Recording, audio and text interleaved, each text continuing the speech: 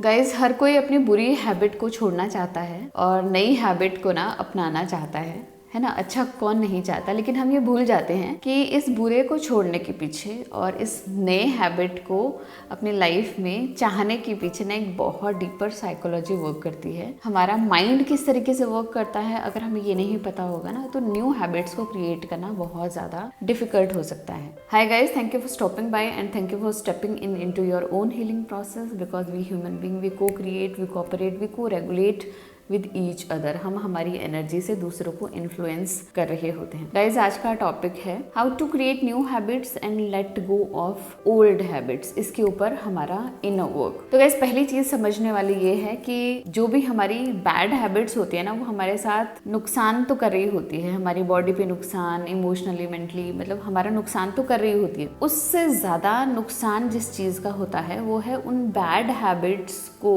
करने से जो गिल्ट और शेम हमारे अंदर डेवलप हो जाता है ना, वो एक्चुअली हमारी वाइब्रेशन को लो कर देता है, हमारे कॉन्फिडेंस को लो कर देता है और हमें लाइफ में ना बहुत ही ज्यादा डीमोटिवेट कर देता है। तो ये जो गिल्ट और शेम हमने अटैच कर रखा है related to our bad habit, ये सबसे बड़ी प्रॉब्लम है। इसलिए हमें अपना इनर वर्क करना बहुत ज्यादा जरूरी है। पहली चीज जो हमें समझनी है वो है, एक तो हमें नेगेटिव और पॉजिटिव किसी भी चीज में नहीं लगाना है। लाइक गुड और बैड मेंटली हमें किसी चीज के ऊपर नहीं लगाना है। अगर यहाँ पर मैं गुड और बैड यूज कर रही हूँ वो इसलिए ताकि आपको आसानी से इसके बारे में समझ आए। एक्चुअली हमें अपने वर्बेज को चेंज करना है। How we speak about things, we have to change that. Good और बैड की जगह हमें लगाना है रिसोर्सफुल और अनरिसोर्सफुल। एक हमारा गोल होता है और उसको रीच करने के लिए ना कुछ चीजें हमारी लाइफ में हो रही होती है, उसमें से कुछ चीजें हमारे उस गोल को रीच करने में हेल्प करती हैं, वो है रिसोर्सफुल, और कुछ चीजें उस गोल को रीच करने में अभी इस समय हमारे लिए हेल्पफुल नहीं है, that is unresourceful. Let me give you one example. Suppose exam पास में आ रहे हैं, ठीक है, तो एग्जाम पास में आ रहे हैं, उसके लिए बहुत ज़्यादा पढ़ना मेरे लिए रिसोर्सफुल है क्योंकि वो मुझे अपने गोल तक ले जाएगा। और वहीं पर अगर मेरा टूर्नामेंट आ रहा है ना, तो वहाँ पर इतना ज़्यादा पढ़ना is not at all resource for me. तो यहाँ पर समझने वाली बात है कि पढ़ाई करना दोनों ही जगह अलग अलग तरीके से वैल्यू करता है। एक जगह वो रिसोर्सफुल है, काम का है उस गोल को लेकर, एक जगह पर वही पढ़ना काम का नहीं है। It's all about resourceful and unresourceful. It is not at all about good और बैड हैबिट और गुड और बैड थिंग, ठीक है। तो आपका कोई गोल है, उसको रीच करने में अगर कोई चीज़ आपकी लाइफ में हेल्पफुल है तो आप समझ जाइए कि आपको उस चीज़ को अभी करना है। लेकिन अगर वो चीज़ अभी हेल्पफुल नहीं है तो यू हैव टू जस्ट उसको ऐसे ही रहने देना है। And you do not have to think in your mind कि बुरा है या इसको छोड़ दूँ, इसको नहीं करूँ या इसको कभी नहीं देखूँ। आपको ये समझना है कि जस्ट इस टाइम के लिए ना ये मेरे लिए वर्क नहीं कर रहा, तो इसको मुझे अभी के लिए ना थोड़ी देर के लिए इसको छोड़ना है। You have to tell yourself कि आई एम पार्क्ड हियर। मैं थोड़े टाइम के लिए ना यही करने वाली हूँ जो मेरे लिए रिसोर्सफुल है, सो आई एम पार्क्ड हियर। और हो सकता है मैं इसको छोड़कर कुछ और करने लग जाऊँ। लाइक गाड़ी में हम पार्किंग लगाते हैं तो थोड़ी देर के लिए रेस्ट करने के लिए लगाते हैं ना, कि हम कुछ काम करके आ रहे हैं तब तक वो पार्किंग में लगे हुए। इट डजंट मीन कि वो हमारा डेस्टिनेशन है ना। तो जैसे ही कोई हैबिट हम अभी क्रिएट भी कर रहे हैं, न्यू हैबिट हम क्रिएट कर रहे हैं और ओल्ड हैबिट को हम छोड़ रहे हैं, तो यू हैव टू अंडरस्टैंड कि मैं बस यहाँ पर थोड़ा सा ना पार्किंग के लिए, थोड़ा सा एक स्पेस के लिए ना रुकी हुई हूँ। हो सकता है मैं वापस यहाँ पर आ जाऊँ, हो सकता है इसको छोड़कर कहीं और चली जाऊं। तो इससे क्या होगा, आपके माइंड में ना एक क्लियर राइट और रॉन्ग का ना कॉन्सेप्ट नहीं बनेगा कि मुझे तो यही करना है और इसको तो मुझे हाथ ही नहीं लगाना है। एंड अनदर थिंग इज कि कोई भी गुड हैबिट है उसको लेकर आपको जो आप वर्बेज यूज कर रहे हो उसको थोड़ा सा ध्यान से यूज करना है। फॉर एग्जाम्पल, जैसे कि लोग हेल्दी होना चाहते हैं, for that they want to lose their weight. तो अगर वो कोई हैबिट क्रिएट करना चाहते हैं तो दे विल से कि I want to lose weight. कभी वो ये नहीं कहते I want to gain health, है ना। तो जैसे कि स्मोकिंग का एडिक्शन है तो दे विल से कि I want to lose this smoking addiction, I want to get rid of this smoking addiction. They never say कि I want healthy lungs, I want to breathe properly, I want my health to be in a good state. तो हमें जितना हम loss के बारे में सोच रहे हैं ना, उतना हमें गेन के बारे में भी सोचना है। मतलब balance, create a balance. Shadow work में हम और क्या करते हैं कि हम जितना पर्सोना क्रिएट करते हैं ना, हम उतना ज्यादा साथ साथ में शैडो क्रिएट करते रहते हैं। एंड जब हम इंटीग्रेट करते हैं तो हम कहते हैं हाँ बैड है ना, वो इतना बैड नहीं है। समटाइम्स ये हमें प्ले करना पड़ता है हमारी लाइफ में आगे बढ़ने के लिए। तो यहाँ पर गुड और बैड का कॉन्सेप्ट नहीं है, both are equally important for us. ठीक है, तो एक तो आपको अपने वर्बेज को सुधारना है। नंबर सेकेंड थिंग इज कि जैसे ही आपने डिसाइड किया अबाउट योर न्यू गोल्स, आपको इंस्टेंट एक्शन ले लेना है। जैसे कि आपने सोचा कि कल से ना मैं बुक रीडिंग करना स्टार्ट करूंगी लाइक 20 मिनट्स, तो आपको कल तक का वेट नहीं करना है। Take instant action and start reading now. अगर आपके पास बुक है तो उसको रीड करना आप अभी स्टार्ट कर सकते हैं। आस्क योरसेल्फ कि what resources I have now, what I can do now to reach that goal. और उस कंसिस्टेंसी को मेंटेन करने के लिए, उस गोल को मेंटेन करने के लिए आज इस वक्त में क्या कर सकती हूँ। कल से जो मैं करूंगी वो तो करूंगी, लेकिन अभी मैं क्या कर सकती हूँ। इंस्टेंट आपको एक्शन लेना जरूरी है, कोई ना कोई। रीजन बीइंग कि जितना हम टाइम स्पेस देते हैं to reach to that first action, ये जो स्पेस है ना, एक्चुअली इसमें शैडो एक्टिवेट होने लग जाती है। इसमें बहुत सारा रेजिस्टेंस आने लग जाता है। हमारा माइंड उस चीज़ को लेकर बहुत सारी चीज़ें हमारे सामने रखने लग जाता है। फॉर एग्जाम्पल, जैसे मैंने डिसाइड किया कि कल से मुझे 20 मिनट्स बुक पढ़नी है, तो मेरा माइंड कहेगा तुम्हारा काम तो पेंडिंग पड़ा है, तुम्हें अपने बच्चों पे ध्यान देना चाहिए, कल तो कोई आने वाला है, घर को क्लीन करो, ये करो वो करो। तो मैं वो चीज़ कर ही नहीं पाऊंगी, है ना, क्योंकि हमारा माइंड बहुत सारे एक्सक्यूजेस निकालने लग जाता है। तो जैसे ही आपने कोई भी डिसीजन मेकिंग किया, इंस्टेंट कोई भी छोटा सा भी एक्शन हो चलेगा, but take instant action. Number third point कि कोई भी चीज को ना स्ट्रिक्टली अनाउंस मत करो, खुद को भी और दूसरों पर भी। स्पेशली दूसरों को तो ये चीज अनाउंस करो ही मत टिल आप 50% गोल तक रीच ना कर जाओ। लेकिन खुद के माइंड में भी ना स्ट्रिक्टली अनाउंस मत करो कि ना मुझे तो ये करना ही करना है, इस हफ्ते में ना मुझे तो ये चीज खत्म करनी ही करनी है। इससे क्या होगा, जितना आप इगोइस्टिक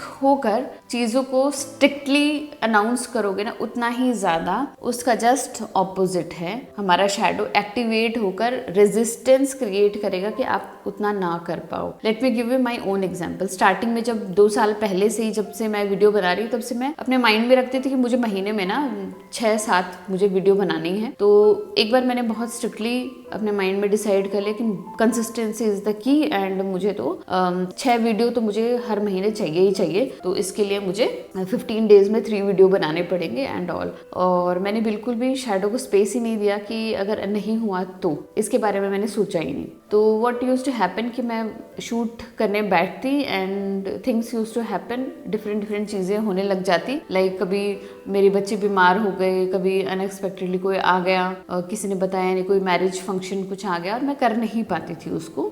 लाइक मेरा भी कोई हेल्थ इशू हो जाता, तो ये अनएक्सपेक्टेड चीज़ें निकलने लग जाती और मेरा काम नहीं बन पाता। देन मैंने इस पर बहुत सारा इनर वर्क, शैडो वर्क किया कि ऐसा क्यों, why these things are happening with me. तब मुझे एक्चुअली पता लगा कि मैंने बहुत ज़्यादा ना स्ट्रिक्टनेस के साथ इस गोल को डिसाइड कर रखा है और there is no space to breathe for shadows. मतलब शैडोज के लिए ना मैंने बिल्कुल भी स्पेस ही नहीं छोड़ा। शैडो आपकी तभी एक्टिवेट होती है जब आप अपने शैडोज को रिस्पेक्ट नहीं देते हो, शैडो के लिए कोई भी टाइम स्पेस अलॉट नहीं करते हो। लेकिन वहीं पर आप अपने शैडोज को ये दोनों चीजें देने लग जाओ ना, वो एक्टिवेट होकर आपके काम को खराब नहीं करेगी। तो what I started saying is कि मैं ये करना चाहती हूँ, लाइक 6 वीडियोज पर मंथ में करना चाहती हूँ। अगर नहीं हो रही है ना, देन ऑल्सो इट्स फाइन। मेरी वर्थ इन वीडियोज पर डिफाइन नहीं होती है। My worth is not based upon these videos, I am always worth. तो अगर नहीं भी होगा ना, then also it's completely fine, I am satisfied. तो ऐसा करके कि चलेगा, है ना, इट्स ओके। नहीं होगा तो भी चलेगा। Actually I am giving respect to my shadow. Shadow is unexpected things,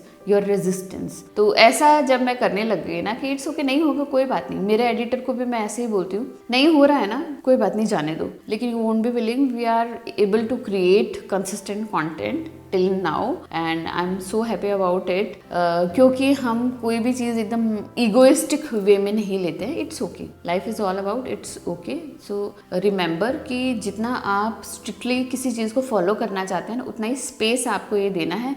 अगर नहीं होगा सो व्हाट, क्या करोगे आप, क्या करोगे उसके बारे में आपको मेंटली सोच कर रखना है कि इट्स ओके, मेरी वर्थ डिफाइन नहीं करती अगर मैं एक प्रॉपर डाइट ना फॉलो करूं। 4 दिन करने के बाद 1 दिन अगर कुछ गड़बड़ होती है ना, इट्स ओके। 5 दिन हर वीक रीडिंग करने के बाद अगर मैं एक आधे दिन नहीं भी कर पा रही हूँ या प्रॉपरली 10 मिनट्स नहीं भी दे पा रही हूँ, इट्स ऑल्सो ओके, क्योंकि एटलीस्ट आई एम कंसिस्टेंट ना, अपने काम में मैं कंसिस्टेंट तो हूँ, भले ही कम कर रही हूँ। So you have to give a space to your shadow. Fourth point है जो कि बहुत इंपॉर्टेंट पॉइंट है कि हमारा जो माइंड है वो ज़्यादा वर्क करता है not to seek pleasure, it works to avoid pain, है ना। हजारों सालों से we are trained to be in a survival mode, है ना। हमने हमेशा सर्वाइवल मोड में ही अपनी लाइफ को जिया है। एंड मैंने एक बुक पढ़ी थी सेपियंस, उसमें ऑथर ने ये बताया था, युवा नोवेल हरारकी शायद उसका नाम है, तो उन्होंने ये बताया था कि हमारा जो ब्रेन है ना 30,000 सालों बाद भी ना सेम ही वे में फंक्शन करता है। So we are programmed deeply, है ना, सर्वाइवल मोड के लिए, और we always work to avoid pen